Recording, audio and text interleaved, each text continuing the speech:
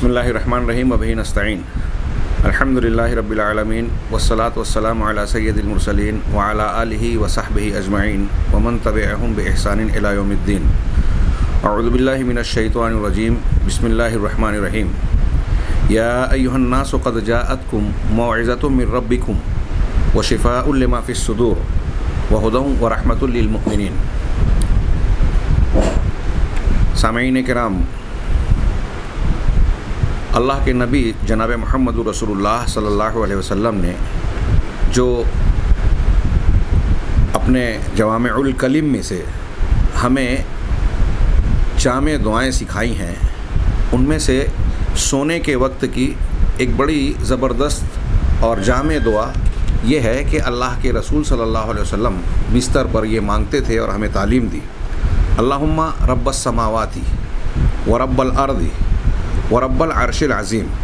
ऐ अल्लाह, आसमानों के परवरदिगार, आसमानों के मालिक, ज़मीन के मालिक और अर्श अज़ीम के मालिक, हमें जितनी मखलूक़ात दिखाई देती है हिस्सी और मादी तौर पर, उनमें सबसे अज़ीम और सबसे बड़ी मखलूक आसमान है। तो सबसे पहले आसमान का ज़िक्र किया जो हमें दिखाई दे रहा है, फिर वो ज़मीन जिस पर हम चल फिर रहे हैं और हमारी तमाम ज़रूरियात का अल्लाह रब्बुल इज़्ज़त ने, रब्बुल आलमीन ने इंतज़ाम फरमाया है। और उसके बाद अलल इतलाक़ तमाम मखलूक़ात में सबसे बड़ी मखलूक जो है उसका तज़किरा किया जो गैब है, हमें मालूम नहीं, कुरान व हदीस ने हमें उसके बारे में बताया और उसकी चंद सिफ़ात बयान की।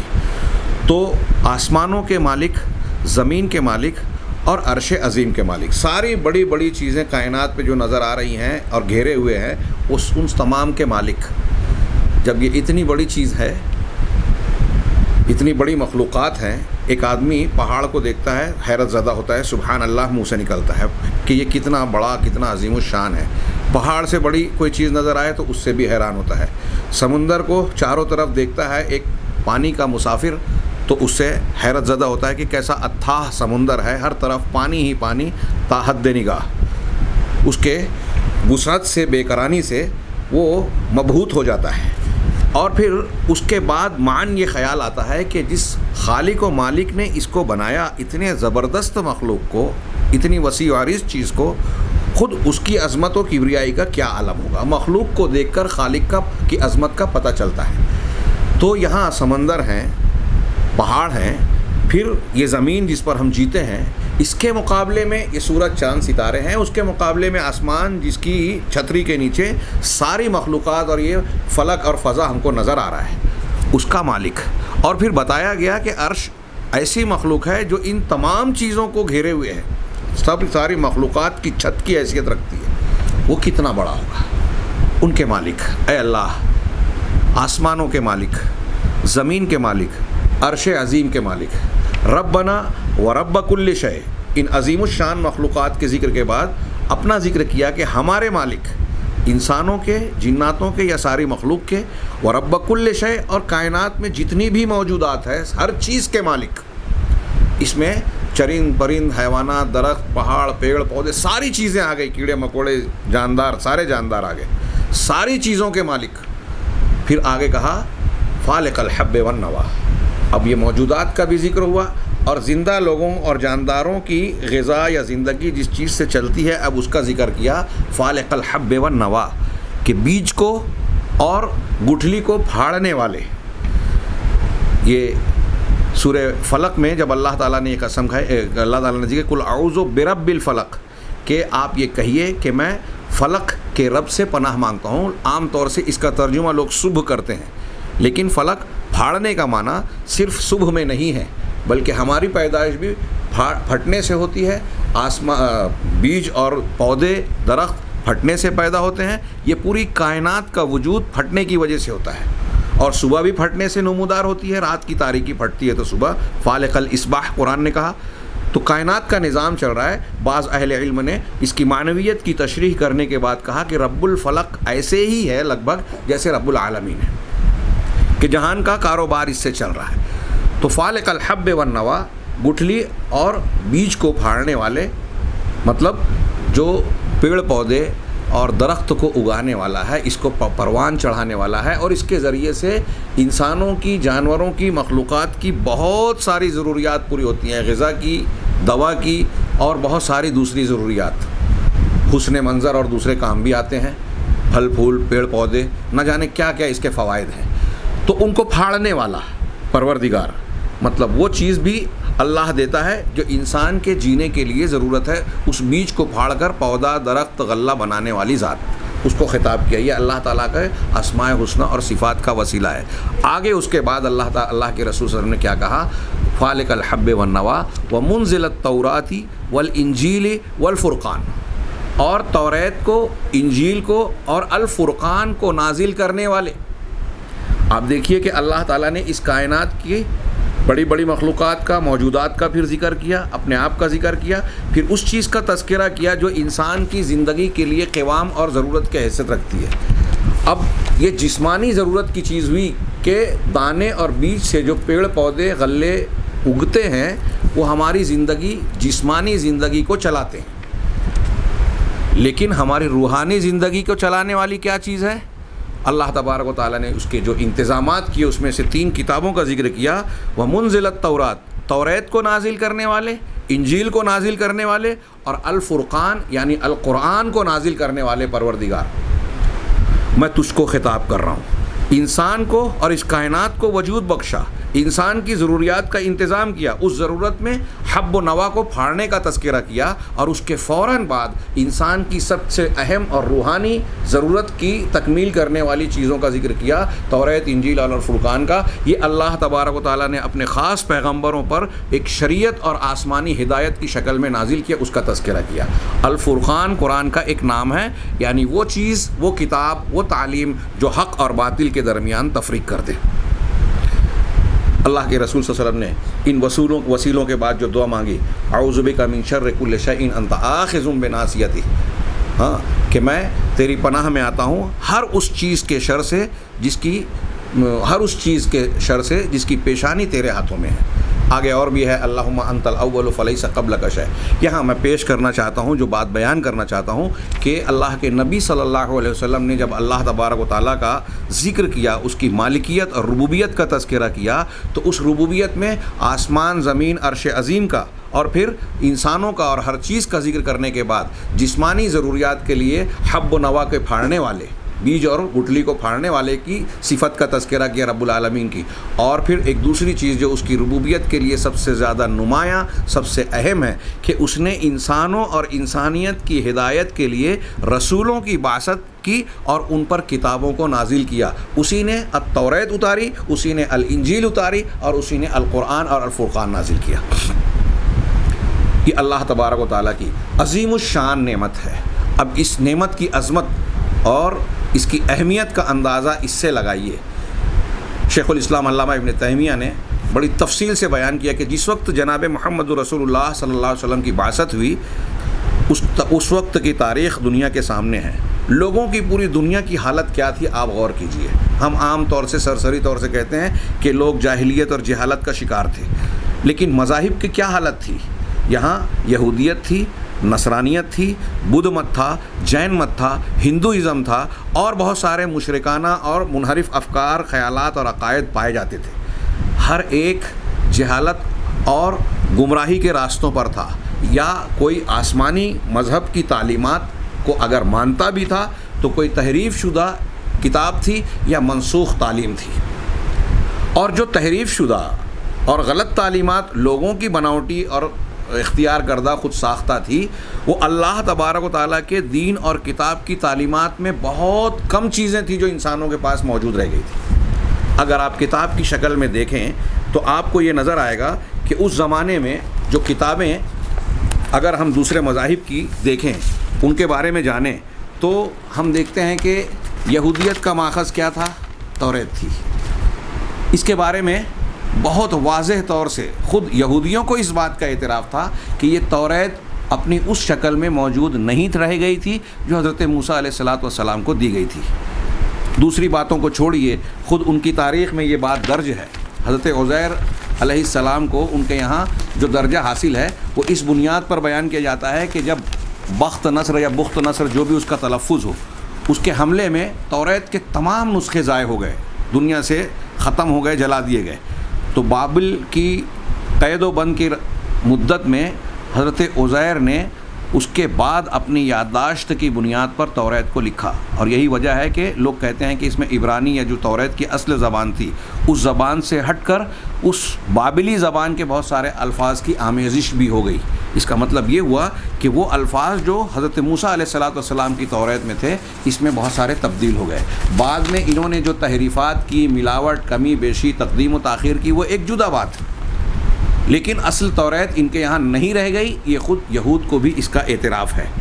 دوسری چیز، عیسائیت کے مصادر کی بات دیکھیں کہ کتنی انجیلیں تھیں، تو اس سلسلے میں ایسے ایسے واقعات اور قصے ہیں جنہیں سن کر حیرت بھی ہوتی ہے، بعض چیزوں پر تو ہنسی آتی ہے۔ ایک روایت یہاں تک ہے کہ بہت سارے علاقوں میں اپنی اپنی لوگوں نے انجیل تیار کر لی تھی۔ اب بعد میں جب میٹنگیں ہوئی تو یہ کہا گیا کہ کچھ معتبر اور مستند انجیل اختیار کی جائے، تو اس کو اختیار کرنے کی الگ الگ روایتیں، جس میں سے ایک یہ بھی ہے کہ ٹیبل پر بہت ساری انجیلوں کو رکھا گیا اور کسی میز کو پر رکھ کر اس میز کو ہلایا گیا، جو 4 گر گئیں اس کو مستند مان لیا گیا۔ ایسی اور بھی کچھ روایتیں ہیں کہ قسطنطین بادشاہ نے میٹنگ لی اور میٹنگ کے بعد یہ انجیل متی، انجیل مرقس اور یہ 4 انجیلیں جو مانی جاتی ہے اس کو مستند مان لیا اور اس کو اختیار کر لیا، اور ان کے اندر باہمی تضاد پائے جاتے ہیں معلومات کے۔ یہاں بھی ایسے بالکل واضح اور صاف ستھرے دلائل موجود ہیں جس سے جاننے کے بعد اس میں کوئی شک نہیں رہ جاتا کہ آج کی موجودہ اناجیل کوئی ایک بھی انجیل وہ انجیل ہے ہی نہیں جو حضرت عیسیٰ علیہ السلام نے لکھی تھی یا لکھوائی تھی۔ ان کے پاس جو اللہ تبارک و تعالیٰ کی طرف سے نازل کی گئی وہ انجیل آج موجود نہیں ہے اپنی صحیح شکل میں۔ پھر دوسرے مذاہب کی تو بات ہی چھوڑیے، یہ تو آسمانی مذاہب کا میں نے ذکر کیا۔ زبور کا کوئی ٹھکانہ نہیں ہے، کہتے ہیں کہ توریت، انجیل اور ان کے ملحقات اور ان کے جو بعد میں اضافے کیے گئے، کمی بیشی کی گئی اور ان کے الگ الگ نام دیے گئے، ان میں وہ بھی شامل کی گئی۔ اسی طرح وید کو ہم دیکھتے ہیں، ویدوں کو 4 وید ہیں، پھر اس کی تشریح کے لیے جو ہے پران لکھا گیا، اپنشد تیار کیا گیا، پھر بعد میں ہندو دھرم کی تقریباً پہلی سے لے کے جو مختلف مقدس کتابیں مانی جاتی ہے، 1000 سالہ مدت میں مختلف کتابیں لکھی گئی، اور ان کی وید اور ویدانت کی کتابوں میں دن بدن دن گزرنے کے ساتھ ساتھ اضافہ ہوتا گیا، اس میں تبدیلیاں ہوتی گئی۔ اور یہ بات اگرچہ ہندو پنڈت اور ان کے اہل علم مذہبی لوگ یہ دعویٰ کریں کہ یہ الہامی کتاب ہے، لیکن اہل علم اور محققین نے اس بات کے ثبوت خود ویدوں سے فراہم کیے کہ یہ الہامی کتابیں نہیں ہو سکتی۔ مہاویر کی جو کتاب مانی جاتی ہے جین مذہب کی، وہ مہاویر کے وفات کے جین مت کی کتاب جو ہے، مہاویر کی وفات کے بہت بعد جو ہے 500 لوگوں نے اکٹھا ہو کر اپنی یادداشت سے اس کی تعلیمات کو اکٹھا کیا۔ گوتم بدھ کی جو تعلیمات آج پائی جاتی ہے، بدھ مت کی تعلیمات، اس کا معاملہ بھی ایسا ہی ہے کہ اشوکا کے دور میں اور پھر اس کے بعد جو مختلف میٹنگیں رکھی گئی تو کچھ لوگوں نے ان کے شاگرد آنند سے، کچھ لوگوں نے فلاں سے جو سنا تھا اپنے اپنی یادداشت کی بنیاد پر جمع کیا، اور اس کے اعتبار سے اس کی تعلیمات کو مدون کیا گیا، اور وہاں بھی بڑے اختلافات پائے جاتے ہیں، فرقے پائے جاتے ہیں۔ وہاں تو خود الہ کے وجود ماننے اور نہ ماننے کی بارے میں وہاں گوتم بدھ کے 2 مرکزی گروہوں میں، فرقوں میں، بدھ مت کے 2 گروہوں میں اختلاف پایا جاتا ہے۔ اسی طریقے سے آپ گرو گرنتھ صاحب سکھ مت کا دیکھیں تو اس کے بارے میں کہا جاتا ہے کہ یہ گرو نانک جی نے مختلف مذاہب کی اور مختلف شخصیات کی تعلیمات کو، دوہوں اور شاعری کو اپنی ایک کتاب میں اکٹھا کیا، اچھی تعلیمات کے طور پر۔ اس کے بارے میں تو یہاں تک کہا جاتا ہے کہ اس میں کئی مشکل زبانیں اکٹھا ہیں، اور آج کی تاریخ میں کوئی سکھ عالم بھی شاید آپ کو ایسا ملے جو گرو گرنتھ صاحب جو ان کی مقدس کتاب ہے اس کی تمام زبانوں کو جانتا ہو اور اس کی ساری تعلیمات کو آپ کے سامنے بیان کر سکے، سمجھا بجھا سکے۔ یہ تو بات کی بات ہوئی۔ آپ غور کیجئے کہ کتابوں کے اعتبار سے دنیا میں ایسی کون سی کتاب تھی جس کی لوگ اتباع کریں؟ دینی پیشواؤں اور مذہبی شخصیات، وہ چاہے پیغمبر کی شکل میں ہوں یا مصلحین کی شکل میں، انبیاء کرام علیہ الصلوۃ والسلام جو پیچھے گزرے جن پر بنی اسرائیل کے لوگ ایمان رکھتے تھے، یا وہ مصلحین جس کو گوتم بدھ کی شکل میں، گرو نانک جی کی شکل میں، مہاویر جن کو جین لوگ 24واں تیرتھنکر کہتے ہیں، ان کی شکل میں کس کی اتباع کی جائے، کس کی تعلیمات صاف شفاف شکل میں موجود تھی دنیا کے سامنے، اور فطری انداز میں، معتبر انداز میں، مستند طور پہ کس کی تعلیمات موجود تھی؟ جناب محمد رسول اللہ صلی اللہ علیہ وسلم کی جب بعثت ہوئی تو اس اعتبار سے دنیا تشنا ہی نہیں تھی بلکہ محروم تھی۔ یہاں اس کی فطری پیاس کو بجھانے والا پانی کا کوئی سوتا ہی موجود نہیں تھا کہ وہ انسان کی فطرت کے ان سوالوں کا جواب دے جو اس کی فطرت پوچھتی ہے۔ ان سوالوں کا جواب اس کے لیے ضروری تھا۔ ساری مذاہب جو دنیا میں پائے جاتے تھے، مذہبی کتابیں، مذہبی شخصیات، وہ گرد و غبار میں ڈھک گئی تھی، تحریفات کا شکار ہو گئی تھی، رد و بدل کا شکار ہو گئی تھی، کوئی تعلیم مستند شکل میں پائی نہیں جاتی تھی۔ اگر توحید اور دین حنیف کی تلاش میں کوئی گروہ نکلا بھی تو اسے حق کی تلاش میں بڑی دقت آئی، جیسا کہ امام بخاری نے اپنی صحیح میں اس وقت کی بعض روایتیں ورقہ بن نوفل کے ساتھ کئی لوگوں کی نقل کی، جس میں سے کچھ لوگوں نے نصرانی مذہب قبول کیا، یہ سوچ کر کے نصرانی مذہب حق کے اور دین حنیف کے قریب تر نظر آتا ہے۔ ایسے میں اللہ تبارک و تعالیٰ کی سنت تھی کہ جب زمین پیاسی ہو جاتی ہے، سوکھ جاتی ہے، مردار ہو جاتی ہے، تو اللہ تبارک و تعالیٰ بارش برسا کر اس میں پھر کم باذن اللہ کم کہتا ہے اور وہ لہلہا اٹھتی ہے، پھر سے جی اٹھتی ہے۔ تو دنیا انسانیت کو ضرورت تھی ان کی روحانیت کو زندہ کیا جائے دین حق کی تعلیم کے ذریعے سے۔ تب اللہ تبارک و تعالیٰ نے اپنے رسول جناب محمد رسول اللہ صلی اللہ علیہ وسلم کو مبعوث فرمایا اور ان پر اپنی کتاب ہدایت کا نزول فرمایا۔ رمضان سے شروع ہو کر 23 سالہ زندگی میں مختلف حکمتوں، مصلحتوں اور معانی اور مطالب کی فہمائش کے ساتھ یہ قرآن نازل ہوا، اور اس نے اعلان کیا کہ ساری دنیا انسانیت کی فلاح اور نجات کا یہ نسخہ ہے۔ بندے کو سکھایا کہ وہ اللہ سے مانگے کہ ہمیں صراط مستقیم کی رہنمائی بتا، ہمیں ان لوگوں کا راستہ بتا جو انعام یافتہ ہے، ان راستوں سے بچا جو مغضوب علیہم اور ضالین ہیں، غضب کے شکار اور گمراہ ہیں۔ تو اللہ تبارک و تعالیٰ نے کہا کہ یہ کتاب ہم تم کو دے رہے ہیں، الف لام میم ذالک الکتاب لا ریب فیہ ھدی للمتقین۔ یہ کتاب عظیم الشان کتاب ہے جس کے اندر شک و شبہ کی کوئی گنجائش نہیں، کسی بھی قسم کا شک نہیں کہ یہ اللہ کا کلام ہے، یہ کتاب برحق ہے، یہ ہدایت ہے، اس کے ہر اعتبار سے شک سے بالا تر ہے۔ اور یہ کیا ہے؟ ھدی للمتقین ہے، یہ لوگوں کے لیے ہدایت ہے، لوگوں کے لیے رہنمائی ہے۔ اگر کوئی شخص چاہتا ہے کہ اسے نجات ملے، کوئی شخص چاہتا ہے کہ اسے سچائی کا راستہ ملے، تو اب اسے اس کتاب اور اس کتاب کے حامل جس پر اس کتاب کو نازل کیا گیا جناب محمد رسول اللہ صلی اللہ علیہ وسلم کی تعلیمات کی طرف رجوع کیے بغیر چارہ نہیں ہے۔ دنیا میں اور کوئی دین حق اور سچائی موجود ہی نہیں ہے کہ اس کو اسے چھوڑ کر اسے اختیار کیا جائے۔ یہ قرآن کی کئی خصوصیات میں سے ایک خصوصیت یہ ہے۔ میں نے حمد و صلات کے بعد سورہ یونس کی ایک آیت پڑھی، اللہ تبارک و تعالیٰ نے اس میں ارشاد فرمایا یا ایھا الناس۔ یہاں خطاب یا ایھا الذین آمنوا کہہ کے نہیں کیا، بلکہ کہا اے دنیا کے لوگو، اے لوگو، یعنی ساری انسانیت یہاں مخاطب ہے، دنیا کا کوئی بھی مذہب ماننے والا، کسی بھی علاقے میں رہنے والا، اور نزول قرآن سے لے کر قیامت تک آنے والی کوئی بھی نسل ہو۔ اللہ کے رسول صلی اللہ علیہ وسلم کو اسی قرآن نے کہا لِأُنذِرَكُم بِهِ وَمَن بَلَغَ، کہ آپ ان سے کہیے کہ میں اس قرآن مجھے تو دیا گیا ہے اس لیے کہ میں اس کے ذریعے سے، اس قرآن کے ذریعے سے تمہیں ڈراؤں، برائی کے راستوں سے، گمراہیوں سے اور اس کے نتائج بد سے تم کو ڈراؤں، اور ہر اس شخص کو ڈراؤں جہاں تک قرآن پہنچے۔ وَمَن بَلَغ میں پوری دنیا شامل ہے اور قیامت تک کی ہر نسل شامل ہے قرآن کی اس چھوٹی سی آیت میں، کہ یہ قرآن ساری دنیا کو قیامت تک رہنمائی کرنے والا ہے، ہدایت دینے والا ہے، اور ان کو ڈرانے والا ہے برائی اور برائی کے انجام سے۔ چنانچہ اللہ تبارک و تعالیٰ نے اس آیت میں فرمایا اے دنیا کے لوگو قد جاءتکم موعظۃ من ربکم، تمہارے پاس تمہارے پروردگار کی جانب سے، تمہارے رب کی جانب سے نصیحت اور واعظ آ چکا۔ موعظہ واعظ سے بنا ہے، موعظہ آ چکا۔ پہلے ہم ترجمہ کر لیں آیت کا، وشفاء لما فی الصدور، اور دلوں اور سینوں کی جو گندگی ہے، پلیدی ہے، بیماری ہے، ان بیماریوں کے لیے شفا اور علاج والا نسخہ اللہ تبارک و تعالیٰ نے تم کو دے دیا، تمہارے پاس آ چکا۔ وَهُدًى وَرَحْمَةٌ لِّلْمُؤْمِنِينَ، اور یہ ہدایت ہے اور مومنوں کے لیے رحمت ہے۔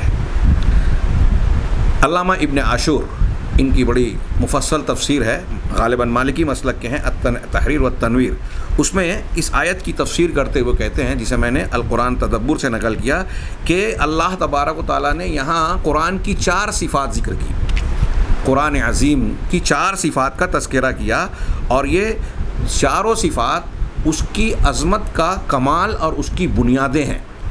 یعنی ایک ایک صفت کو اگر ہم دیکھیں تو یہ ایک ایک بنیاد ہے قرآن کی عظمت و کمال کو بیان کرنے والا۔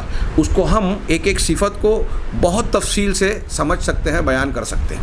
پہلی صفت کیا ہے، اس کی خصوصیت کیا ہے کہ یہ موعظت ہے۔ موعظت، اس کا ترجمہ ہم اردو میں بھی واعظ کا لفظ استعمال کرتے ہیں، واعظ اور نصیحت، یہ نصیحت ہے۔ واعظ اور نصیحت کیسے ہوتی ہے؟ یہ کسی کام کے نتائج اور عواقب سے انسان کو یاد دہانی کا ہے کہ اگر تم ایسا کرو گے تو تمہارا نتیجہ یہ نکلے گا۔ تو اچھے کام کا اچھا نتیجہ اور برے کام کا برا نتیجہ بتا کر انسان کو نیک کام کا شوق اور رغبت دلائی جائے، یا برے کام سے ڈر اور خوف پیدا کیا جائے روکنے کے لیے، اس کو کہتے ہیں واعظ، نصیحت کرنا۔ اور عام طور سے واعظ و نصیحت کا خطاب انسان کے عقل سے زیادہ اس کے جذبات اور دل سے ہوتا ہے۔ قرآن کا اسلوب جو ہے، آپ دیکھیں کہ اہل عقل و دانش سے وہ عقلی دلائل سے بھی خطاب کرتا ہے، اور عام انسانوں سے اور ان سے بھی، تمام لوگوں سے جذبات سے بھی خطاب کرتا ہے۔ جہنم سے ڈراوا جب ہوتا ہے تو انسان کے دل کو جھنجھوڑتا ہے، دلیلیں جب پیش کرتا ہے، جس جو عقلی اور دانش کی دلیلیں ہوتی ہیں، تو انسان کی عقل کو سوچنے پر مجبور کرتا ہے۔ اور اسی لیے قرآن نے بار بار کہا کہ افلا یتدبرون القرآن ام علی قلوب اقفالها، کیا وہ قرآن پر غور و فکر نہیں کرتے یا ان کے دل پر قفل اور تالے پڑے ہوئے ہیں؟ اگر دل پر تالے نہیں پڑے ہیں، ان کے ہوش و حواس بحال ہیں اور قرآن پر وہ غور کریں گے، تو انہیں اس میں نصیحت نظر آئے گی، شفا ملے گی، اس میں روح ملے گی، نور ملے گا۔ یہ سب قرآن کی صفات ہیں اور بالکل برحق ہیں۔ قرآن کی ان صفات اور ناموں کو جو اللہ تبارک و تعالیٰ نے خود ذکر کیا، اپنی معنویت کے اعتبار سے اگر ہم غور کریں تو قرآن کے کمالات ہمیں نظر آئیں گے، فوائد نظر آئیں گے۔ یہ قرآن صرف اس لیے نہیں ہے کہ ہم اس کو صرف الفاظ کی طرح سے زبان سے دہرا دیں، یا اس کو لکھ کر برکت کے لیے لٹکا دیں، یا اس کے نقوش لکھ کر پھونک جھاڑ اور جادو ٹونے کا عمل کریں۔ یہ سب چیزیں تو بدعت و خرافات ہیں، قرآن کا یہ استعمال نہیں ہے۔ قرآن کا استعمال کیا ہے، قرآن کس لیے نازل کیا گیا، یہ ان آیتوں میں اور قرآن کی دیگر بہت ساری آیتوں میں بتایا گیا کہ یہ ہدایت ہے۔ اب جب نصیحت ہے تو اس نصیحت کو ہمیں سمجھنا چاہیے۔ اگر آپ نے صرف الفاظ پڑھ لیے تو کیا نصیحت آپ کے دل و دماغ میں گھسی؟ کیا آپ کو نیکی کا شوق پیدا ہوا؟ آپ کو برائی کا خوف آپ کے دل و دماغ میں سرگرم ہوا؟ جیسے صحابہ کرام آیات وعید پڑھتے تھے تو رونے لگتے تھے، ہچکیاں بن جاتی تھی، خوف زدہ ہو جاتے تھے۔ نبی کریم صلی اللہ علیہ وسلم کا بھی یہی عالم ہوتا تھا، آنکھوں سے آنسو جاری ہو جاتے تھے۔ بلکہ بعض اہل کتاب کے تعلق سے بھی قرآن نے نقل کیا کہ بعض اہل کتاب وہ ہیں جو قرآن کو پڑھنے کے بعد ان کی آنکھوں سے اشک جاری ہو جاتے ہیں، آنسوؤں کے دھارے نکلتے ہیں، اور وہ جانتے ہیں کہ یہ اللہ کا کلام ہے، ان کے دل پسج جاتے تھے۔ تو یہ قرآن کی تاثیر کب پیدا ہوگی؟ جب انسان اس پر تدبر کرے گا، غور کرے گا، اس کے معنی اور مطلب کو سمجھے گا۔ اس لیے یہاں بہت مختصر سے وقت میں درس دینا چاہتا ہوں، تو اس میں وہ ساری حدیثوں میں بیان نہیں کر سکتا جو عام طور سے لوگ سنتے رہتے ہیں کہ قرآن کی یہ فضیلت ہے کہ قرآن کا اقرأ، جیسے مثال کے طور پہ صحیح مسلم کی ایک حدیث کہ اقرأ القرآن فإنہ یأتی شفیعا لأصحابہ یوم القیامہ، او کما قال، کہ اللہ کے رسول نے فرمایا کہ قرآن کی قرأت کرو اس لیے کہ وہ قیامت کے دن اپنے پڑھنے والوں کا سفارشی بن کر آئے گا۔ اہل علم نے اس کی تشریح کرتے ہوئے کہا کہ یہ صرف قرأت خالی خلی قرأت نہیں ہے، بلکہ قرأت مع العمل، قرأت مع الفہم ہے، کہ ایسی قرأت کی جائے، قرآن کی پڑھا جائے جس کو سمجھا بھی جائے اور عمل بھی کیا جائے۔ ہاں، اس میں کوئی شک نہیں کہ قرآن کے صرف الفاظ بھی آدمی اگر ثواب کی نیت سے پڑھے تو اجر و ثواب ملے گا۔ ایک ایک حرف پر 10 نیکیاں ملے گی۔ الف حرف، لام حرف، میم، الف لام میم پڑھ کے اللہ کے رسول کا کہ یہ ایک ایک حرف ہے، اس پہ 10 نیکیاں ملے گی، اس میں کوئی شک نہیں۔ لیکن اگر ایک آدمی قرآن کے الفاظ کو پڑھ رہا ہے اور اپنے عمل میں، اپنے عقیدے میں، اپنے منہج میں ان الفاظ کی مخالفت کر رہا ہے تو کیا اسے قرآن پڑھنے کا اجر ملے گا؟ مثال کے طور پہ ایک آدمی 10 مرتبہ قرآن رمضان میں ختم کر رہا ہے، وہ بار بار پڑھ رہا ہے کہ وَأَحَلَّ اللَّهُ الْبَيْعَ وَحَرَّمَ الرِّبَا، اللہ نے بیع کو حلال کیا ہے، لین دین کو حلال کیا ہے اور سود کو حرام کیا ہے۔ اللہ جھوٹ بولنے والوں کو پسند نہیں کرتا. جھوٹوں کے ساتھ نہ رہو، سچوں کے ساتھ رہو. قرآن کہتا ہے سچوں کے ساتھ رہو. اب اس آیت کو آپ بار بار پڑھ رہے ہیں لیکن آپ کا کاروبار سود کی بنیاد پر چل رہا ہے. قرآن بار بار کہہ رہا ہے والدین کے ساتھ اچھا سلوک کرو، لیکن آپ اس کو ماننے کے لیے تیار نہیں ہیں، والدین کے ساتھ بدسلوکی کر رہے ہیں. قرآن کہہ رہا ہے اللہ اور اس کے رسول کی اطاعت کرو، لیکن حدیثیں آ جانے کے بعد آپ کہتے ہو کہ میرا مسلک، میرے امام، میرے پیر صاحب نے یہ بتایا میں یہ مانوں گا. تو گویا آپ کا قرآن آپ کے حلق کے نیچے نہیں اترا. یہ وہ خارجیوں کی صفت ہے جس سے بچنے کی ہم کو اللہ کے رسول صلی اللہ علیہ وسلم نے تعلیم دی کہ کچھ لوگ ایسے آئیں گے جن کی نمازوں کو دیکھ کر تم اپنی نمازوں کو حقیر سمجھو گے. بخاری مسلم میں الفاظ کے فرق سے ہے یحقر احدکم صلاتہ مع صلاتہم، کہ تم میں کا ایک آدمی ان کی نمازوں کو دیکھ کر اپنی نماز کو کمتر اور حقیر سمجھے گا، ان کے روزوں اور عبادت کو دیکھ کر اپنے روزوں کو حقیر سمجھے گا، اور ان کی قرت کو دیکھ کر، اپنی قرت کو، قرآن پڑھنے کو دیکھ کر اپنی قرآن کی تلاوت کو حقیر اور کمتر سمجھے گا. لیکن آگے اللہ کے نبی صلی اللہ علیہ وسلم نے جو فرمایا وہ چونکا دینے والی بات ہے ایک آدمی کو، صاحب ایمان کو. وہ یہ ہے کہ آپ نے فرمایا کہ یقرؤون القرآن ولا یجاوز حناجرہم، کہ وہ لوگ قرآن کو پڑھیں گے لیکن ان کی حلق سے آگے یہ قرآن نہیں بڑھے گا. یمرقون من الدین کما یمرق الرمیۃ یمرق السہم من الرمیہ، کہ وہ لوگ دین سے اس طرح نکل جائیں گے جیسے تیر شکار سے نکل جاتا ہے نشانے سے. غور کیجئے، اللہ کے نبی صلی اللہ علیہ وسلم قرآن پڑھ رہے ہیں، نماز پڑھ رہے ہیں، روزہ رکھ رہے ہیں، اور ایسی عبادت کر رہے ہیں، ایسی تلاوت کر رہے ہیں کہ دوسرا دیکھنے والا ان کے سامنے اپنے آپ کو کمتر سمجھے، لیکن دین سے نکل گئے ہیں. تو کیا مطلب ہوا اس کا؟ کہ قرآن اور اس کی تلاوت ظاہری ہے، الفاظ کی ہے، معنی اور مفہوم میں نہیں گئے، اور ان کا عمل عقیدہ اس کے خلاف ہے. آج ایسے ہم بہت سارے مسلمانوں کو دیکھ رہے ہیں اور افسوس ہوتا ہے کہ ہمارے وہ بھائی قرآن پڑھنے میں بڑی محنت کر رہے ہیں، لیکن کیا وہ تلاوت کو تلاوت کے حق کے ساتھ کہہ رہے ہیں؟ قرآن میں جو کہا کہ جن لوگوں کو ہم نے کتاب دیا یتلونہ حق تلاوت ہی، وہ اس کی تلاوت اس کے تلاوت کے حق کے ساتھ کرتے ہیں. اچھا ترجمہ کریں کہ کما حقہ تلاوت کرتے ہیں. تو کما حقہ تلاوت کا مطلب کیا ہے؟ صحابہ کرام حضرت عبداللہ ابن مسعود، حضرت عمر فاروق، حضرت ابن عباس اور دوسرے مفسرین کی تفسیر اٹھائیے تو وہ کہیں گے الگ الگ الفاظ میں اس کا حاصل یہ ہے کہ حق تلاوت یہ ہے کہ قرآن جب آپ پڑھیں تو اس میں جو حکم دیا گیا ہے آپ اس کی اطاعت کریں، جن چیزوں سے منع کیا ہے آپ اس سے رک جائیں، جس کو حلال کیا ہے آپ اس کو حلال مانیں، جس کو حرام کہا ہے آپ اس کو حرام سمجھ کر اس سے دور رہیں، اس کو حرام سمجھیں، اس کے متشابہ کے پیچھے نہ پڑیں، اس کو پورا کا پورا اس پر ایمان رکھیں. قرآن کی اطاعت و فرما برداری. یہ پڑھتے ہوئے جب ہم قرآن پر عمل بھی کر رہے ہیں تو کہا حضرت عبداللہ ابن مسعود، عمر فاروق اور دوسرے لوگوں نے کہ یہ تلاوت کا حق ادا ہوا. اب ایسی شکل میں اللہ تبارک و تعالیٰ کے ان ارشادات بھی بے معنی ہو جاتے ہیں اگر ایک شخص جو ہے صرف اس کو پڑھ رہا ہے. آپ کو کسی نے خط لکھا، پیغام دیا، میسج دیا، تو کیا آپ اس کو الفاظ سے پڑھ کے یوں ہی رکھ دیتے ہیں اس کے مطلب کو سمجھے بغیر؟ اللہ تبارک و تعالیٰ نے یہ پیغام دیا، پیغام ہدایت، موعظت، شفا. اگر آپ اس کو صرف اس طرح پڑھ رہے ہیں کہ الفاظ کی برکت ہمیں حاصل ہو جائے، ہاں، اور اس کی بنیاد پر شیاطین الانس والجن سے بچ جائیں، اور اس کی برکت سے ہمارے ساری جو ہے وہ پریشانیاں دور ہو جائیں صرف الفاظ کو پڑھ کر، اور معنی اور مطالب میں ہمارے عقائد و اعمال اس کے خلاف ہوں، تو اس کی برکت کبھی ہاتھ نہیں آ سکتی. یہ ذہن نشین کریں. میں آج کے درس میں بنیادی نقطہ یہی بیان کرنا چاہتا ہوں. اور اس تناظر میں قرآن جو ہے جو کہہ رہا ہے کہ تمہارے پاس تمہارے رب کی موعظت آ گئی، تو اب قرآن واعظ و نصیحت کرتا ہے کیسے؟ واعظ کا معنی میں نے بتایا کہ اعمال کے عواقب و نتائج کو، انجام کو بتا کر کسی چیز سے آگاہ کرنا، تنبیہ کرنا. اب شوق دلانے کے لیے، یا شوق دلانے کے ذریعے سے، یا ڈرانے کے ذریعے سے. اب قرآن کیسے شوق دلاتا ہے، کیسے ڈراتا ہے؟ پڑھیے اس کے مضامین کہ جو لوگ ایمان اور عمل صالح، ان کے لیے جنات الفردوس ہوگی، وہاں اچھے اچھے باغات، ہاں، پھل ہوں گے، حوریں ہوں گی، ظاہری لذتوں کے علاوہ معنوی لذتیں ہوں گی. ایسی لذتیں، ایسی نعمتیں جسے نہ کسی آنکھ نے دیکھا، نہ کسی کان نے سنا، نہ کسی دل پر اس کا کھٹکا گزرا. وہ ایسی جگہ ہوگی جہاں تمنا دم توڑ دی. دنیا میں انسان کو کچھ بھی مل جائے اس کی تمنا ختم نہیں ہوتی، اور چاہیے اور چاہیے اور چاہیے. اللہ کے رسول نے فرمایا کہ انسان کو 2 وادی بھر کر سونا مل جائے تو تیسرے کی خواہش کرے گا. ہاں، لیکن جنت ایسی جگہ ہے کہ اللہ تعالیٰ وہاں پوچھے گا کہ اور کچھ چاہیے، تو کہے گا، بندہ کہے گا، جنتی کہے گا کہ جتنا ہم نے چاہا تھا، سوچا تھا، اس سے کہیں زیادہ ملا، ہماری تمناؤں سے بڑھ کر۔ جنت وہ جگہ ہے جہاں تمنائیں دم توڑ دیں۔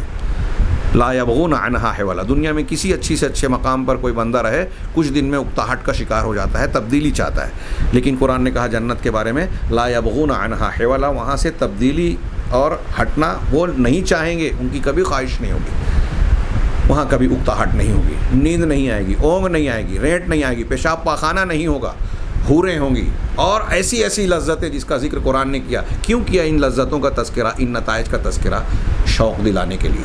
یہ تو آخرت کی بات ہوئی، دنیا میں بھی کہا کہ اگر تم متقی اور پرہیزگار بن جاؤ تو دشمنوں کی چالیں تم کو نقصان نہیں پہنچا سکے گی۔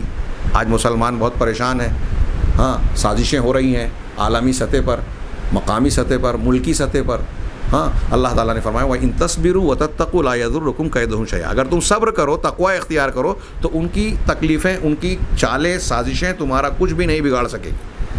یہ اللہ تبارک و تعالیٰ صبر اور تقوی کا نتیجہ بتا کے ہم کو شوق دلا رہا ہے کہ ہم صبر کا دامن ہر حال میں پکڑے رہیں، ہم تقوی پرہیزگاری کو اختیار کیے رہیں، جو اللہ اور رسول کی تعلیم ہے اسی پر جمے رہیں۔ تقوی کی کتنی فضیلت ہے، کتنے فائدے بتائے۔ وَمَن يَتَّقِ اللَّهَ يَجْعَل لَهُ مَخْرَجًا، جو اللہ کا تقوی اور ڈر اختیار کرے گا، اللہ تبارک و تعالیٰ اس کے لیے ہر مصیبت اور تنگی پریشانی سے نکلنے کا راستہ بنا دے گا۔ وَيَرْزُقْهُ مِنْ حَيْثُ لَا يَحْتَسِبُ، اور ایسے راستے سے روزی عطا فرمائے گا جہاں سے اس کو گمان بھی نہیں ہوگا۔ اور بتائیے رمضان کا روزہ کیوں فرض کیا گیا؟ لعلکم تتقون، تاکہ تم متقی ہو جاؤ۔ اور قرآن کہتا ہے کہ اگر تقوی اختیار کرو گے تو دشمن سے محفوظ رہو گے، تقوی اختیار کرو گے تو اللہ تعالیٰ فرقان دے دے گا، تقوی اختیار کرو گے تو اللہ تبارک و تعالیٰ کی رحمت ملے گی، تقوی اختیار کرو گے تو اللہ تعالیٰ گمان سے باہر آپ کو روزی دے کا راستہ پیدا کر دے گا، ہر مصیبت سے نکالنے کی راہ پیدا کر دے گا۔ تقوی کے نتیجے میں آپ کو جنت ملے گی، جنات و عیون ملیں گے، چشمے ہوں گے، باغات ہوں گے، اور بہت ساری چیزوں کا ذکر قرآن نے کیا۔ اس کا مطلب رمضان کے روزے اس لیے فرض کیے گئے کہ ہم کو یہ ساری نعمتیں ملے۔ اور یہ رمضان کے روزے کیوں فرض کیے گئے؟ قرآن کے نزول کی وجہ سے رمضان کو منتخب کیا گیا۔ اور قرآن کس لیے نازل کیا، کس کے لیے ہے؟ ہدی للناس بھی کہا کہ لوگوں کے لیے ہدایت ہے، اور شروع میں کہا جو ابھی آیت میں نے پڑھی ہدی للمتقین، کے متقیوں کے لیے ہدایت ہے۔ جو متقی ہوگا اسی کے لیے قرآن مفید ہوگا۔ اگرچہ یہ ہدایت سب کے لیے ہے، لیکن سب لوگ اس سے فائدہ کہاں اٹھاتے ہیں؟ ایمان والے، تقوی والے ہی فائدہ اٹھاتے ہیں۔ کھانا، پھل، غذا کتنی بھی مفید ہو، لیکن اس کے لیے اس کے صحیح استعمال، اس کے استعمال اور صحیح ڈھنگ سے استعمال کی بنیاد پر فائدے حاصل ہوتے ہیں۔ ایسے ہی قرآن ساری انسانیت کے لیے ہدایت ہے، موعظت ہے، رحمت ہے، لیکن اسے اہل ایمان ہی اختیار کرتے ہیں۔ اس لیے قرآن میں کئی مقامات پر یہ کہا کہ یہ ایمان والوں کے لیے رحمت ہے، یہ متقی پرہیزگار لوگوں کے لیے ہدایت ہے۔ بہرحال اللہ تبارک و تعالیٰ نے موعظت جو کہا تو اس میں یہ پہلو بھی ہے۔ یہ تو شوق دلانے والی بات ہوئی، ڈرانے والی بات۔ اللہ تبارک و تعالیٰ نے بتایا کہ تم اگر برے اور شرک پر مر گئے تو جہنم میں جاؤ گے۔ وہ جہنم کیسی ہوگی؟ جہاں ہر طرف آگ ہی آگ ہوگی۔ قرآن نے کہا کہ بچھونا بھی آگ کا ہوگا، اوڑھنا بھی آگ کا ہوگا، کپڑا بھی آپ کا آگ کا ہوگا۔ وہ آگ ایسی ہوگی کہ آپ کے جسم کے اندر تک، دل تک پہنچے گی۔ اوپر سے دنیا میں اگر کوئی جلتا ہے تو اوپر سے ہی جل کر جھلس کر 80% بھی جل گیا یا 60-70% بھی تو مر جاتا ہے، وہاں موت نہیں آئے گی۔ موت کو پکارے گا ہر طرف سے، وَيَأْتِيهِ الْمَوْتُ مِنْ كُلِّ مَكَانٍ، ہر جگہ سے موت آئے گی۔ وَمَا هُوَ بِمَيِّتٍ، لیکن وہ مرے گا نہیں۔ اہل علم نے تفسیر کی کہ ہر جگہ سے کا مطلب کیا کہ اس کے جسم کا جو ایک ایک بال ہے، رواں ہے، اس ایک ایک روے سے موت آئے گی، لیکن وہ موت مرے گا نہیں، موت کو پکارے گا۔ داروغہ جہنم سے کہے گا کہ اپنے پروردگار سے کہو ہمیں موت دے دے، مرے گے نہیں۔ یہ سوچتا ہے کہ جھلس جانے کے بعد کوئلہ ہو جائیں گے، کوئلہ ہو جانے کے بعد جلنے کی عادت پڑے گی، اب جلنے کا اثر نہیں ہوگا۔ تو قرآن نے کہا نہیں، جب بھی ان کی چمڑیاں کھالیں جھلس جائے گی، ہم نئی چمڑیاں کھالیں اس پر ڈال دیں گے تاکہ وہ عذاب کا مزہ چکھے۔ یہ سوچتا ہے بندہ کہ بہت دنوں گزر جائیں گے تو شاید ہم وہاں سے بھاگنے کا کچھ راستہ نکل جائے، تو اللہ نے کہا وَمَا هُمْ عَنْهَا بِغَائِبِينَ، وہاں سے وہ بھاگ بھی نہیں سکیں گے۔ یہ سوچے آدمی کہ جہنم کی آگ کسی وقت ٹھنڈی پڑ جائے گی، تو اللہ تعالیٰ نے کہا كُلَّمَا خَبَتْ زِدْنَاهُمْ سَعِيرًا، جب بھی آگ میں کمی پیدا ہوگی ہم اس کو اور زیادہ بھڑکا دیں گے۔ ہاں، لَا يُخَفَّفُ عَنْهُمْ مِنْ عَذَابِهَا، ان پر اس عذاب میں کوئی تخفیف ہوگی ہی نہیں۔ سورہ نبا میں اللہ تبارک و تعالیٰ نے کہا فَذُوقُوا فَلَن نَّزِيدَكُمْ إِلَّا عَذَابًا، اللہ تعالیٰ کہے گا کہ تم اس عذاب کا مزہ چکھو، ہم اس میں صرف ہم تمہارے اندر اضافہ کریں گے تو صرف عذاب اور تکلیف ہی میں اضافہ کریں گے۔ بعض صحابہ اور مفسرین کہتے ہیں کہ قرآن میں جہنم کے عذاب کی سختی بتانے والی اس سے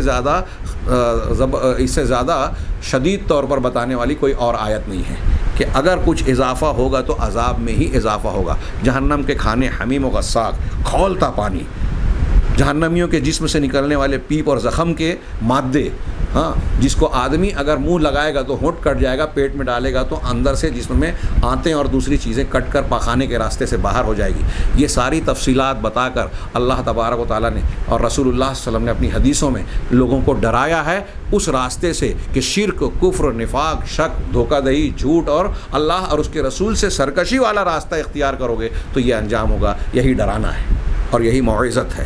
تمہارے پاس تمہارے پروردگار کی جانب سے نصیحت آ گئی۔ اب اس نصیحت کو اگر کوئی آدمی سمجھ کر پڑھے گا تو اس کے دل کی کیفیت تبدیل ہوگی۔ اسے پڑھنے کے بعد نیکی کا شوق اور برائی کا خوف پیدا ہونا لازمی بات ہے۔ اگر یہ تبدیلی نہیں آ رہی ہے تو ہمیں غور کرنا چاہیے کہ ہم نے قرآن کی تلاوت کی یا نہیں کی۔ اللہ تعالیٰ کہہ رہا ہے موعظت ہے اور ہم کوئی نصیحت حاصل ہی نہیں کر پا رہے ہیں۔ اسی طرح اللہ نے کہا وَشِفَاءٌ لِمَا فِي الصُّدُورِ کہ یہ دلوں میں جو کچھ ہے اس کے لیے شفا ہے۔ دلوں میں جو کچھ ہے اس کے لیے شفا۔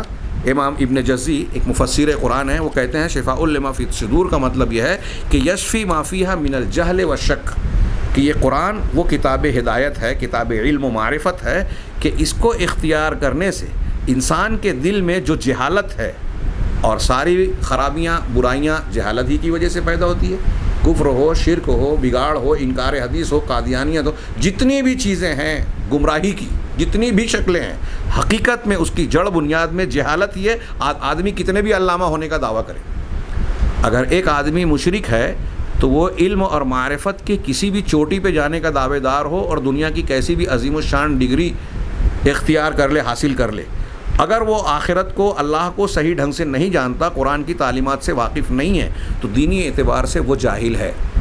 وَلَكِنَّ أَكْثَرَ النَّاسِ لَا يَعْلَمُونَ يَعْلَمُونَ ظَاهِرًا مِنَ الْحَيَاةِ الدُّنْيَا وَهُمْ عَنِ الْآخِرَةِ هُمْ غَافِلُونَ۔ سورہ روم کی ان آیتوں کی تفسیر دیکھ لیجئے۔ حضرت امام حسن بصری اس کی تفسیر میں کہتے ہیں کہ ایک آدمی ہاتھ میں سکہ لے کے یہ بتا دے گا کہ اتنے گرام کا سکہ ہے، سونا ہے، چاندی ہے، فلاں ہے۔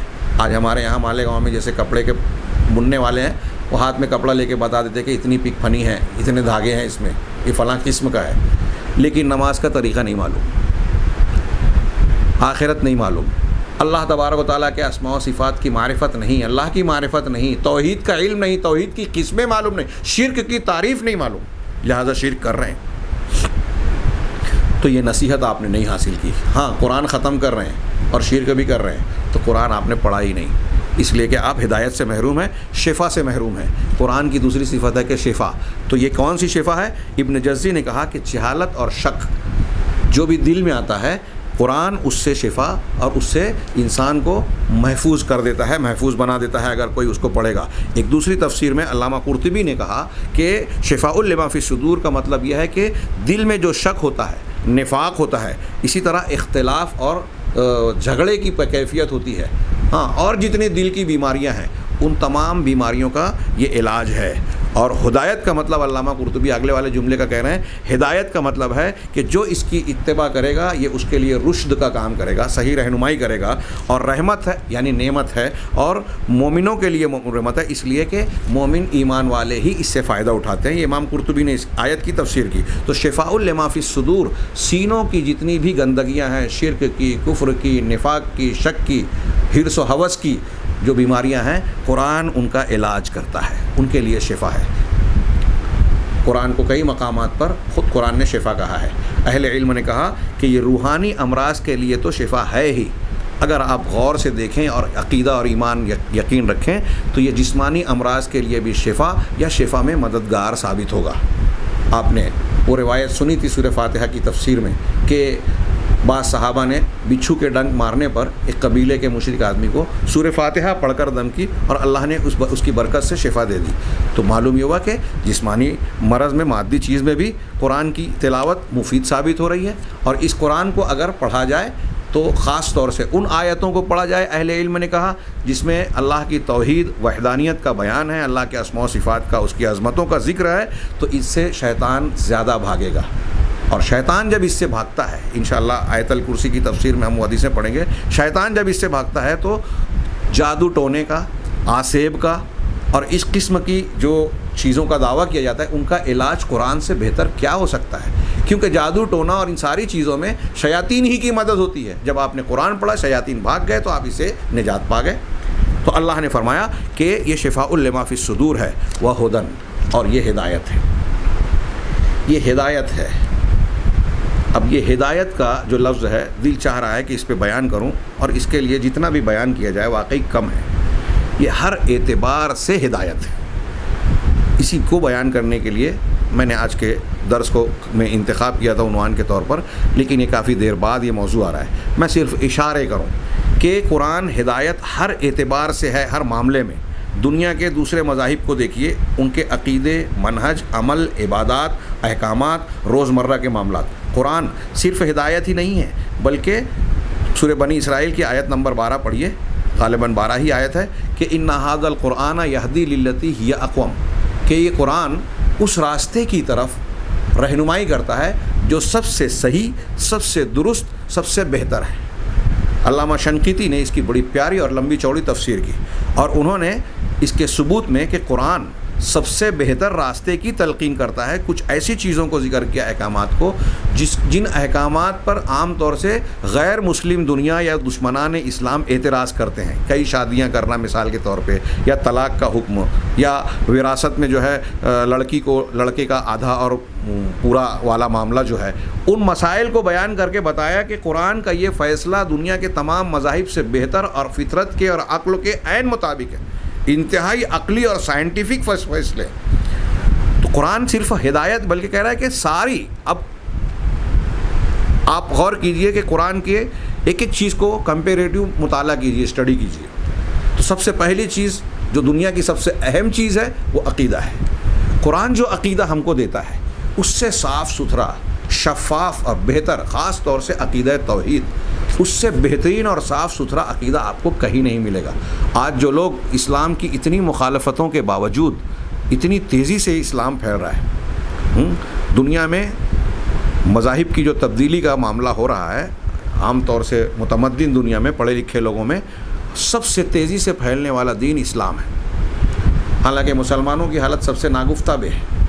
ہاں، عیسائی اپنے مذہب کی تبلیغ کے لیے کروڑوں ڈالر عیسائی حکومتیں اور ان کا چرچ خرچ کر رہا ہے. کیتھولک چرچ ویٹیکن سٹی خرچ کرتا ہے، اور کیا کیا کرتا ہے، ہاسپٹلس اور دواؤں اور مختلف شکلوں میں، کتابوں کی تقسیم کی شکل. اس کا عشر عشیر بھی مسلمان نہیں کر پاتے. لیکن اسلام کے پھیلاؤ کی رفتار دوسروں کے مقابلے میں سب سے زیادہ ہے. کیوں؟ اس کی حقانیت، صداقت اور فطرت کے مطابق ہونا، جو ہر انسان کو جو اس کو پڑھتا ہے اس کو اپنی طرف کھینچتی ہے. آج یوسف اسلام کے نام سے جو ایک پہلے ماضی میں پاپ سنگر تھے، لنڈن کے ایک شخصیت، جوزف یا جونس کا کیا نام تھا، اسٹیفن جونس، اس طرح کچھ نام تھا. وہ جب بیمار پڑے، ان کے اسلام لانے کا صرف میں اشارہ کر رہا ہوں واقعے کا، ہاسپٹل میں ایڈمٹ تھے. ان کے بھائی آئے عیادت کے لیے، سگے بھائی.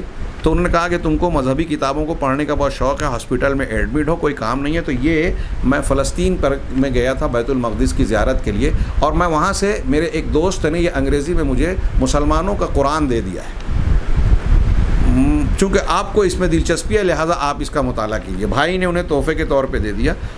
ہاسپٹل میں لیٹے لیٹے انہوں نے قرآن کا مطالعہ شروع کیا. کہا تھوڑا ہی سا میں نے پڑھا کہ میں متاثر ہونا شروع ہو گیا. ان کا بیان ہے کہ اس سے پہلے میں توریت بھی پڑھ چکا تھا اور بائبل یعنی انجیل بھی پڑھ چکا تھا.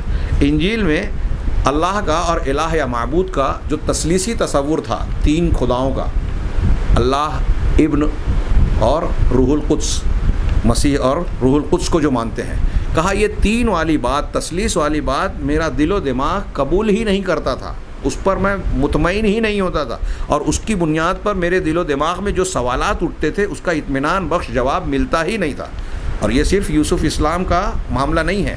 آپ اسلام قبول کرنے والے آج عیسائیوں کو اگر پڑھیں گے کتابوں میں کہ ہم نے اسلام کیوں قبول کیا، تو اس میں آپ کو ایسے 1 2 نہیں سینکڑوں افراد ملیں گے جو یہ کھل کے کہتے ہیں. ایک لیڈی بھی کہتی ہیں، میں نے ان کا واقعہ پڑھا، وہ بھی کہتے ہیں کہ میں تثلیث والا عقیدہ پڑھتی تھی تو میرا دل قبول ہی نہیں کرتا تھا، مطمئن ہوتا ہی نہیں تھا، اور میں پادریوں سے جب سوال کرتی تو اس پر اطمینان بخش جواب دیتے ہی نہیں تھے.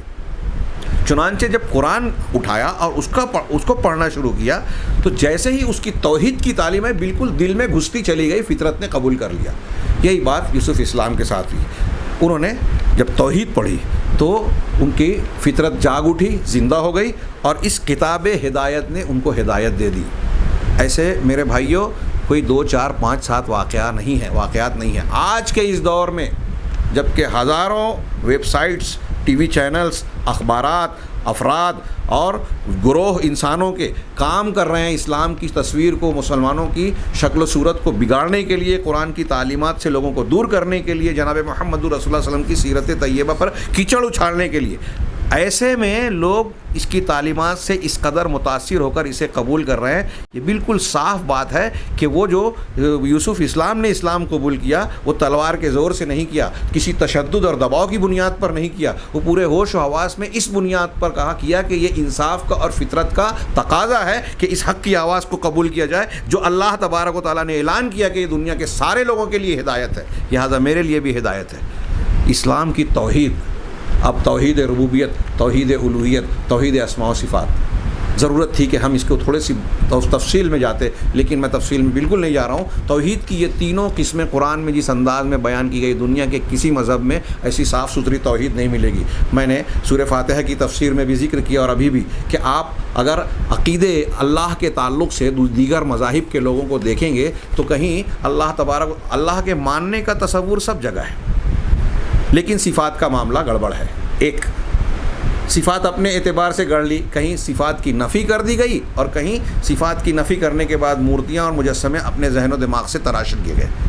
ایک دوسرا، کہیں اللہ کو مانا لیکن ساتھ ساتھ جتنی شخصیات کو دیکھا کہ یہ خیر اور نیکی کی تعلیم دینے والے معلمین ہیں، انبیاء ہیں، تو کسی نے ان انبیاء اور دینی اور مذہبی شخصیات کو اوتار کی شکل دے دی، اللہ کے الوہیت میں شریک ٹھہرا دیا، کسی نے فرشتوں کو شریک ٹھہرا دیا، ان کو دیوی دیوتاؤں کا نام دے دیا، اللہ تعالیٰ کی ربوبیت کو مختلف ڈپارٹمنٹ میں تقسیم کر دیا کہ فلاں کام یہ کرتے ہیں، فلاں کام وہ کرتے ہیں، فلاں کام وہ کرتے ہیں۔ کسی نے 2 خداؤں میں اچھائی اور برائی کے یزدا اور اہرمن کو مانا جیسے مانویہ مانتے ہیں۔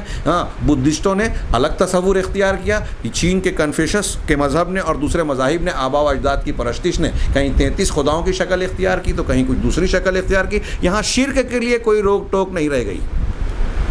ایک شخصیت آئی حضرت عیسیٰ علیہ السلام کی، تو ان کو پہلے وہ سچے پیغمبر تھے، دلیلوں کو دیکھنے کے بعد بھی ان کی پیغمبری کو قبول نہیں کیا، پہلے مانا ہی نہیں، مخالفت کی، سولی تک دینے کی کوشش کر ڈالی، اور جب مانا تو ایسا مانا کہ ان کو ان کے مقام سے بڑھا کر اللہ کا درجہ دے دیا۔ تو اللہ کو مانا تو اس طرح مانا کہ اللہ کے ساتھ دوسروں کو بھی شریک ٹھہرا دیا۔ کسی مذہب میں روک ٹوک نہیں رہ گئی، اس لیے کہ توحید میں توحید اسماء و صفات اور توحید ربوبیت کا صاف ستھرا تصور جب نہیں رہ گیا تو توحید الوہیت میں بھی گڑبڑ پیدا ہو گئی اور آمیزش آ گئی کہ لوگوں نے وہ حق جو اللہ کو بندگی کے اعتبار سے دینا تھا دوسروں میں بھی تقسیم کر دیے۔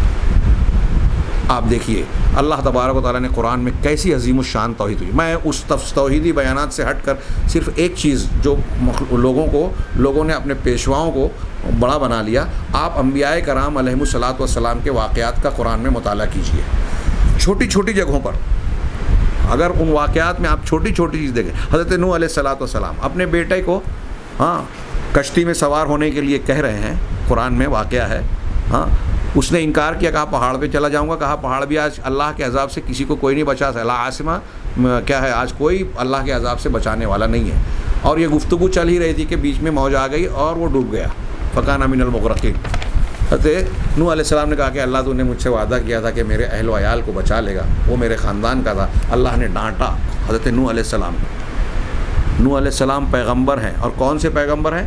اولو العزم رسولوں میں شمار ہوتے ہیں۔ تھوڑی دیر کے لیے غور کریں، خاص طور سے وہ لوگ جو مسلمان بولتے ہیں اپنے آپ کو، بزرگوں کی پرستی، شخصیت پرستی اور فلاں پیر پرستی کرتے ہیں، وہ اس پر غور کریں کہ دنیا میں یہ نوح علیہ السلام تو اولو العزم رسولوں میں سے ہیں۔ اہل سنت والجماعت کا یہ عقیدہ ہے کہ اگر کوئی کم درجے کا نبی ہو، پیغمبر ہو، پوری دنیا کے سارے اولیاء بھی اس کم درجے کے نبی کے درجے کو نہیں پہنچ سکتے۔ انبیاء کا یہ مقام ہے، اچھی طرح جان لیں۔ اس نبی کو اللہ تعالیٰ نے ڈانٹا اور سرزنش کی قرآن میں ہے کہ اے نوح ہم تم کو اس سے روک رہے ہیں. انہ لیس من اہلک لا تکن من الجاہلین کا لفظ ہے کہ جاہلوں میں سے نہ بن جاؤ. ایسی چیز کا سوال نہ کرو جو تم نہیں جانتے. یہ تمہارے اہل و عیال اور خاندان کا فرد نہیں ہے. انہ عمل غیر صالح, یہ برے عمل والا, شرک والا ہے, کفر والا ہے, لہذا تم اس کی سفارش نہ کرو, اور تمہارے اہل و عیال کو بچانے کا جو میں نے وعدہ کیا یہ اس کا مستحق نہیں ہے. مطلب شرک کرنے والا اگر نبی کا بیٹا ہے تو نبی اپنے بیٹے کو نہیں بچا سکیں گے. یہی بات آپ قرآن اور حدیث میں جو وضاحت ہے, حضرت ابراہیم علیہ السلام خلیل الرحمن ہیں, رحمان کے خلیل, امام الانبیاء, اور ان کے کیا کیا مقامات ہیں. ہاں, نبی کریم صلی اللہ علیہ وسلم کے بعد رسولوں میں سب سے اعلیٰ درجے کے حامل, لیکن اپنے باپ آزر کو عذاب سے نہیں بچا سکیں گے. جناب محمد رسول اللہ علیہ وسلم اپنے والدہ اور والد کو, اپنے چچا ابو لہب کو, اپنے چچا ابو طالب کو جہنم سے نکال نہیں سکیں گے. توحید کی اس سے بڑی دلیل کیا چاہیے. اللہ کے رسول صلی اللہ علیہ وسلم دعا مانگ رہے ہیں اللہ سے, جوتے کا تسمہ بھی اللہ سے مانگ رہے ہیں. ہاں, مشرکین نے دھوکہ دیا, دعائے قنوت پڑھ رہے ہیں, مشرکین کے لیے بد دعا کر رہے ہیں, صحابہ کرام آمین کہہ رہے ہیں. نبیوں کا سردار بد دعا کر رہا ہے, اور اولیاء کے سردار صحابہ کرام, دنیا کے تمام اولیاء مل کر کسی صحابی کے پیر کے خاک کے درجے کو نہیں پہنچ سکتے. تمام صحابہ کرام اعلیٰ درجے کے اللہ کے رسول صلی اللہ علیہ وسلم کے پیچھے جو نماز پڑھ رہے ہیں وہ آمین کہہ رہے ہیں کہ اللہ قبول کر لے. ہاں, ان لوگوں پر ایسا معاملہ ہوا, ان کو اپنی گرفت میں لے لے, پکڑ لے. اگر اللہ کے رسول صلی اللہ علیہ وسلم کو طاقت اور قوت ہوتی, اللہ کا اختیار ہوتا, تو کیا اللہ سے دعا مانگتے, یا ان مشرکین کو فوراً تباہ و برباد اور تہس نہس کر دیتے؟ اللہ کے رسول دعا مانگ رہے ہیں, اللہ کے کیا نام ہے اولیاء کے سردار دعا مانگ رہے ہیں, آمین کہہ رہے ہیں. اور ہمارے یہاں ایک پیر فقیر کی قبر پہ جا کے لوگ کہتے ہیں کہ ہماری مشکل کو آسان کر دے, ہماری بگڑی کو بنا دے. حضرت زکریا علیہ السلام کا واقعہ, اولاد نہیں ہے, اولاد اللہ سے مانگ رہے ہیں. حضرت ایوب بیمار ہوئے, اللہ سے بیماری سے شفا مانگ رہے ہیں. ہاں, حضرت سلیمان علیہ السلام, ہاں سورہ نمل میں پڑھیے, کتنا پیارا واقعہ ہے کہ وتفقدت طیر, ایک پرندے کو حضرت سلیمان نے مفقود پایا کہ گم ہے, تو کہا ما لی لا اری الہدہد, کیا بات ہے کہ میں ہدہد کو نہیں دیکھ رہا ہوں, وہ نہیں آیا تو میں سزا دوں گا. آگے دیکھیے آیت نمبر 72-70 کے آگے پیچھے ملے گی. اس کے بعد جب ہدہد آیا, فمکث غیر بعید, زیادہ دیر نہیں ہوئی تھی کہ وہ آیا, اور ہدہد نے کیا جملہ کہا, پرندے نے سلیمان علیہ السلام کا کہا کہ احط تو بما لم تحط بہ علما, بما لم تحط بہ, مجھے اس بات کا علم ہوا یا احاطہ میں نے کر لیا جو آپ کو نہیں معلوم ہے. پیغمبر کو نہیں معلوم, ہدہد کو خبر مل گئی اور آ کے خبر دے رہا ہے پیغمبر کو. اب انبیاء اولیاء کو علم غیب ہو جاتا ہے یا وہ ہر چیز کی خبر رکھتے ہیں, یہ اس آیت کے ہوتے ہوئے اس کی گنجائش ہے. یہ میں ایک چھوٹی سی چیز پہ, ایسے قرآن میں دلائل بھرے پڑے ہیں. ہاں, حضرت سلیمان علیہ السلام کو پھر اس ہدہد نے خبر دی کہ میں سبا کی یقینی خبر لایا ہوں, اور وہاں ایک عورت ہے جس کو انہوں نے اختیار دے رکھا, بادشاہت یا حکومت دے رکھی ہے, اور وہ لوگ اللہ کو چھوڑ کر سورج کی پرستش کرتے ہیں. شیطان نے ان کے عمل کو مزین کر دیا, راہ راست سے بھٹکا دیا. اور پھر آگے تو حضرت سلیمان علیہ السلام اس کی بات کو سننے کے بعد جو پہلا جملہ کہتے ہیں کہ سننظر اصدقت ام کنت من الکاذبین, اب ہم دیکھیں گے کہ تم سچ بول رہے ہو یا پھر جھوٹوں میں سے ہو. یعنی حضرت سلیمان علیہ السلام کو ابھی بھی یقین نہیں ہے, یا یہ خبر معلوم نہیں تھی, یہ بات تو پکی ہو گئی. حضرت سلیمان علیہ السلام کے علم غیب نہیں تو کوئی پیر فقیر کو ہوگی. آپ اس طرح غور کرتے جائیے ہاں کہ کس طریقے سے اللہ تبارک و تعالیٰ نے عقیدے کو تحفظ عطا کیا.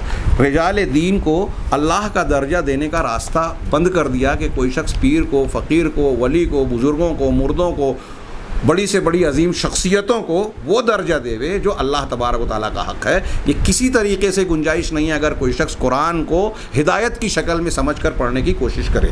یہ چند مثالیں میں نے دی, اور بھی کچھ آ رہا ہے لیکن وقت اجازت نہیں دے رہا ہے. میں آگے بڑھتا ہوں. آپ اس کو اب رجال دین اور پیغمبروں کے عقیدے کے, کتابوں کے عقیدے کے سلسلے میں دیکھیں, فرشتوں کے عقیدے کے جتنے عقائد ہیں, آخرت کے عقیدے, سب قرآن میں بالکل صاف ستھرا, ایسا مکمل, جامع, بہترین, صاف ستھرا اور مدلل سائنٹیفک عقائد, سائنٹیفک دلائل کے ساتھ ایسا کہیں نہیں ملے گا.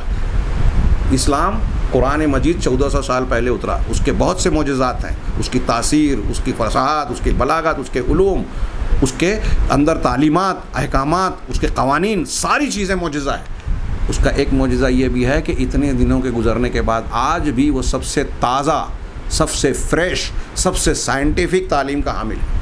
یہ میں ہوائی بات نہیں کر رہا ہوں۔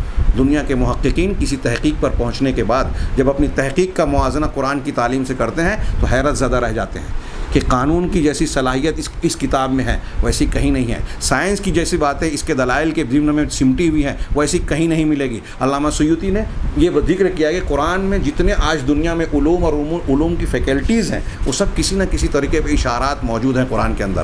اب آپ اس کے علاوہ قرآن کے مختلف وہ دیکھیے کہ کس طریقے سے قرآن نے جو ہے وراثت کی تقسیم کی، طلاق اور نکاح کے اصول کس طرح دیے، والدین کے حقوق کس طرح بیان کیے، بچوں کے حقوق کس طرح بیان کیے، اخلاقی آداب اور اصول کس طرح بیان کیے۔ یہ ساری چیزیں دیکھنے کے بعد اگر کوئی شخص تحقیق کرے گا، کسی ایک چیز کو بھی دیکھ کر دوسرے مذاہب سے کمپیریزن کرے گا تو آخر میں اسی نتیجے پر پہنچے گا کہ قرآن کی تعلیم سب سے جامع، سب سے بہتر، انسان کے لیے سب سے مفید اور فطری تقاضوں کے عین مطابق ہے۔ یہاں تک کہ جن چیزوں پر لوگ اعتراض کرتے ہیں کہ مردوں کو 4 شادی کی اجازت دی گئی اور فلاں اور فلاں، اس میں بھی اگر غور سے دیکھا جائے تو یہی تعلیم دنیا میں سب سے بہتر ہے، اور یہ میں کوئی ہوائی بات نہیں، علامہ شنقیطی نے بھی بیان کیا اور دوسرے علماء نے موٹی موٹی کتابیں لکھی ہیں، یہ اس کی تفصیل کا موقع نہیں ہے۔ تو ہر اعتبار سے قرآن سب سے بہتر ہدایت دینے والا اور رہنمائی کرنے والی کتاب ہے، اور وَرَحْمَةٌ لِقَوْمٍ يُؤْمِنُونَ، اور رحمت ہے یہ یقین رکھنے والوں کے لیے، ایمان رکھنے والوں کے لیے۔ تو ہدایت اور رحمت ان کے لیے ہے۔ رحمت کا معنی اہل علم نے کہا کہ نعمت ہے، یہ نعمت ہے۔ اللہ تبارک و تعالیٰ نے، شیخ سعدی نے کہا کہ یہ جو نعمت والی بات کہی اللہ تبارک و تعالیٰ نے، تو ہدایت والی بات کہی، تو اللہ تعالیٰ نے یہ نہیں کہا کہ فلاں مصلحت کی وجہ سے کے سلسلے میں رہنمائی ہے، فلاں چیز کے سلسلے میں رہنمائی ہے، بلکہ یہاں اللہ تعالیٰ نے ہدایت کو عام رکھا ہے۔ یعنی اس کا مطلب یہ ہے کہ دنیا اور آخرت کی تمام مصلحتوں اور فوائد کے لیے یہ قرآن مجید ہدایت ہے۔ ہر معاملے میں یہ بندوں کی اصولی اور فرعی معاملات میں رہنمائی کرتا ہے، بنیادی معاملات ہوں یا فروعی معاملات ہوں، ہر معاملے میں انسان کی رہنمائی کرتا ہے، حق کو باطل سے الگ کرتا ہے، صحیح اور ضعیف کو الگ الگ کر کے پیش کر دیتا ہے، اور انسانوں کے لیے بتاتا ہے کہ کس راستے پر وہ چلیں گے تو دنیا اور آخرت میں ان کے لیے بھلائی ہوگی۔ اور نعمت بھی کہا، رحمت للعالمین، اور اس آیت کے فوراً بعد کہا کہ قل بفضل اللہ وبرحمتہ فبذلک فلیفرحوا هو خیر مما یجمعون، کہ آپ ان سے کہیے کہ اللہ کے فضل اور رحمت پر ہی، بس اسی پر وہ خوش ہوں، خوشیاں منائیں۔ یہ چیز جو ہے اس سے بہتر ہے جو وہ دنیا میں اکٹھا کر رہے ہیں۔ دنیا کی ساری نعمتوں سے بڑھ کر جن کے پیچھے انسان اندھا ہو کر بھاگ رہا ہے اور اندھا دھند پڑا ہوا ہے، ان کے مقابلے میں یہ اللہ کی رحمت اور نعمت ہے جس پر خوش ہونے کی کا حکم اللہ تعالیٰ دے رہا ہے۔ تو علامہ سعدی نے کہا کہ یہاں اللہ نے یہ جو کہا کہ اس نعمت پر انسان کو خوش ہونا چاہیے، کیا مطلب کہ اس نعمت کی قدر و قیمت کو جانیں۔ جب آپ اس پر خوش ہوں گے، انبساط محسوس ہوگا، اس کی قدر و قیمت کو، قرآن کی قدر و قیمت کو جانیں گے تو آپ کو یہ پتہ چلے گا کہ یہ سب سے قیمتی نعمت ہے، اس کی قدر کرنی چاہیے، اس پر آپ اللہ تبارک و تعالیٰ کا شکر ادا کریں گے، اللہ تبارک و تعالیٰ کی اس نعمت کی قدر کریں گے، اور جب اس نعمت کا شکر اور قدر کا جذبہ پیدا ہوگا تو اس کو سمجھنے، اس کو اپنی زندگی میں برتنے کے لیے آپ آگے بڑھیں گے، آپ کے اندر جوش اور سرگرمی پیدا ہوگا، اور جب کوئی نعمت کا شکر ادا کیا جاتا ہے تو اللہ تبارک و تعالیٰ اس نعمت میں اضافہ کرتا ہے، لئن شکرتم لازیدنکم۔ یہ چند باتیں میں نے اس آیت کے حوالے سے آپ حضرات کے سامنے بیان کی ہیں۔ حقیقت یہ ہے کہ یہ بیان ابھی بہت تشنا ہے اور بہت کچھ اس میں بیان کیا جا سکتا ہے۔ اللہ رب العزت سے دعا ہے کہ وہ ہمیں کہنے سے زیادہ عمل کرنے کی توفیق عطا فرمائے، ہمارے اعمال اقوال میں اخلاص نیت عطا فرمائے، اور ان ساری چیزوں کو، اعمال کو قبول فرمائے، اور مزید نیک کاموں کی ہمیں توفیق دے، اور اس کے ذریعے سے دنیا اور آخرت میں سعادت و کامیابی سے نوازے۔ وآخر دعوانا ان الحمد للہ رب العالمین۔